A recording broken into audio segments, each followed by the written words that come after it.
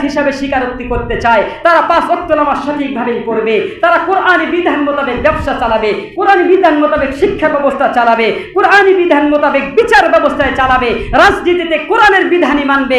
সুতরাং রাজনীতি হোক, জীবন ব্যবস্থা হোক, আল্লাহর বিধানের বাইরে নেতার বিধান, কোন ব্যক্তির বিধানকে প্রাধান্য দিবে না এবং কি সেটাকে মেনেও নেবে না। এটাই হবে একমাত্র রুবুবিয়াতের পূর্ণ স্বীকারোক্তি, পূর্ণ আস্থা রাখা।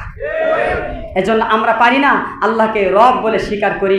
দিনের মালিক আল্লাহ, আসমানের মালিক আল্লাহ, জমিনের মালিক আল্লাহ। এটা আবু জাহেলও স্বীকার করে, উকবা সাহেবও স্বীকার করে, আমিও স্বীকার করি। স্বীকারোক্তির মধ্যে কোনো পার্থক্য নাই, কিন্তু পার্থক্যটা আমি আজকে আপনাদের এই জুমা থেকে যে জিনিসটা বুঝাইতে চাইলাম, এগুলো স্বীকারোক্তি সবাই করে, কিন্তু পার্থক্য মুমিন হিসাবে আমাকে মেনে নিতে হবে আমার জীবনের হুকুমদাতা একমাত্র কে? তাহলে হুকুমদাতা যে ব্যক্তি আল্লাহ, আল্লাহর হুকুম, সর্বপ্রথম হুকুম হলো 5 ওয়াক্ত নামাজ মসজিদে জামাতের সাথে আদায় করা। এমনও অনেক নাফরমান আছে, আজকে শুক্রবারে সিজদা দেয়, আগামী শুক্রবারে সিজদা দেওয়ার তৌফিক হবে কি না হবে, মাঝখানে সিজদা দেওয়া তার সুযোগ হয় না। আছে না নাই? এমনও নাফরমান অনেকে জুমার বারের দিনও তার সিজদা করা কপালে জোটে না।